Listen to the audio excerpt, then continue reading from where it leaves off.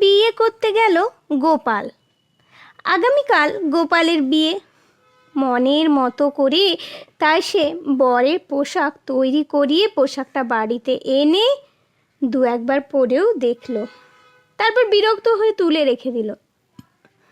রাতে খাবার সময় গোপালের মা জিজ্ঞেস করলো, কী রে গোপাল, পোশাক পছন্দ হয়েছে তো?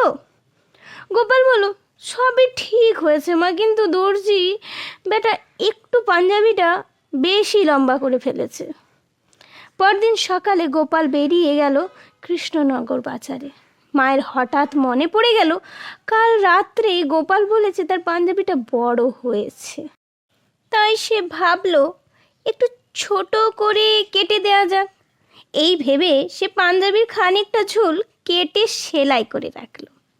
এদিকে গোপালের বোনেরা এসেছিল দাদার বিয়েতে। তারাও শুনেছে দাদার পাঞ্জাবিটা বড় হয়েছে। তাই গোপালের বড় বোন কাউকে কিছু না বলে পাঞ্জাবিটা বার করে খানিকটা কেটে সেলাই করে রাখলো।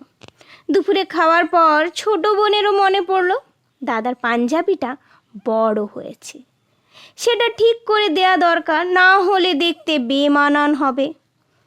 এই কথা মনে হতেই ছোট বোনও গিয়ে পাঞ্জাবির ঝুল খানিকটা কেটে সেলাই করে রাখলো।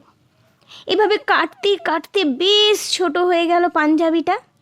বিয়ে করতে যাওয়ার সময় গোপাল পাঞ্জাবি পরতে গিয়ে অবাক, যে পাঞ্জাবি বড় ছিল সেই পাঞ্জাবি ছোট হয়ে এমন হয়েছে যে ঝুলটা পেটের ওপরে উঠে গিয়েছে। তাড়াতাড়ি দর্জির দোকানে খবর দেয়া হলো। দর্জি কিছুই বলতে পারল না। তখন গোপাল গিয়ে দর্জিকে রেগে মেগে বেশ কড়া কড়া কথা শুনিয়ে দিয়ে এলো। বাড়িতে এসে গোপাল সকলকে জিজ্ঞাসা করতে লাগলো।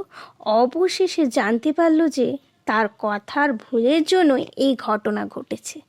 তখন নিরুপায় হয়ে কৃষ্ণনগরের বাজার থেকে নতুন আর একটা জামা কিনে এনে সেই জামা পরে গোপাল বিয়ে করতে গেল।